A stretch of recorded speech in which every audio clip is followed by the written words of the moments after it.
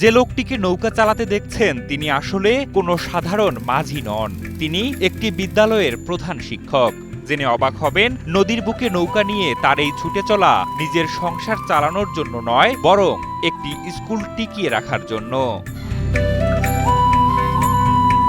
বিদ্যালয়টিতে ষষ্ঠ থেকে নবম শ্রেণী পর্যন্ত পড়াশোনা করছে অর্ধশতাধিক শিক্ষার্থী, আর তাদের পাঠদান করছেন ৬ জন শিক্ষক।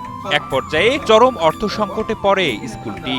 মাসের পর মাস বেতন না পেয়ে শিক্ষকরা যখন চরম অনিশ্চয়তায়, স্কুলটি তখন প্রায় বন্ধের পথে। ঠিক তখনই ত্রাতা হয়ে ওঠেন এই মানুষটি। শিক্ষার্থীদের কথা ভেবে নিজের কাঁধেই তুলে নেন স্কুল বাঁচানোর সব দায়িত্ব। প্রতিদিন নদীতে নৌকা চালিয়ে তিনি যে আয় করেন তা দিয়ে মেটান শিক্ষকদের বেতন আর স্কুলের যাবতীয় খরচ। অত্র বিদ্যালয়ের প্রধান শিক্ষক, উনি অত্যন্ত পরিশ্রমী। উনি দীর্ঘ বছর এই স্কুলকে টিকিয়ে রাখার জন্য উনি স্বইচ্ছাভাবে চেষ্টা করেছেন এবং আন্তরিকভাবে প্রতিষ্ঠান পরিচালনা করে এসেছেন। এবং ধারাবাহিকতায় আমাদের এই থানচি উপজেলার নির্বাহী কর্মকর্তা উনি বোধহয় একটা আন্তরিকভাবে এই প্রতিষ্ঠানের জন্য একটা ইঞ্জিন চালিত বোট ব্যবস্থা করেছিলেন। এই ব্যবস্থা করার পর থেকে উনি একেবারেই প্রতিষ্ঠানের যে কিভাবে অর্থনীতি যোগানো করা যায়, কিভাবে স্বাবলম্বী রাখা যায়, শিক্ষকদেরকে বেকার দূর করা যায়, সে ব্যবস্থা করার জন্য উনি নিজেই এই বোটটি চালিয়ে যে ইনকাম আয়গুলো হয় ওটাই সহকারী শিক্ষক এবং স্কুলের পাশাপাশি সমস্ত কর্মচারী যারা আছেন তাদেরকে ওই অর্থ দিয়ে উনি করেন। অবিশ্বাস্য এই গল্পটি বান্দরবনের থানচি উপজেলার দুর্গম তিন্দু ইউনিয়নের তিন্দু নিম্ন মাধ্যমিক বিদ্যালয়ের প্রধান শিক্ষক বামং খিয়াং মিলেন গড়েছেন এই অনন্য দৃষ্টান্ত। তার এই নিঃস্বার্থ আত্মত্যাগের খবর একসময় পাহাড় পেরিয়ে ছড়িয়ে পড়ে চারদিকে, যা নজরে আসে স্বয়ং প্রধানমন্ত্রীর। নিজে বুথ চালিয়ে তাদেরকে কতটুকু পারি তাদের বেতন সবকিছু দিতে না পারলেও হাত বেতন হলেও এভাবে সেই কষ্ট করে আসছি। তো এই কষ্টের মাধ্যমে আজকে প্রধানমন্ত্রী বর্তমানে সরকার এই বিষয়টা দেখে উদ্যোগ নিয়েছে।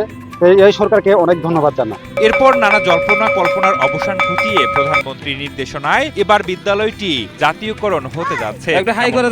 দুর্গম এই পাহাড়ি জনপদে এখন বইছে আনন্দের বন্যা। আমাদের উঠে দাঁড়াতে হবে।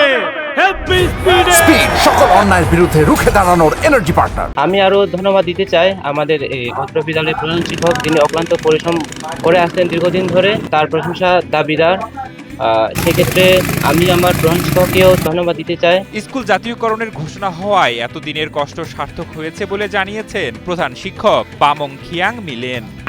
আমি সরকারের এই উদ্যোগকে আমি সাধুবাদ জানাই এবং প্রধানমন্ত্রী এবং শিক্ষা মন্ত্রীকে আমি অন্তঃস্থল থেকে ধন্যবাদ দিই।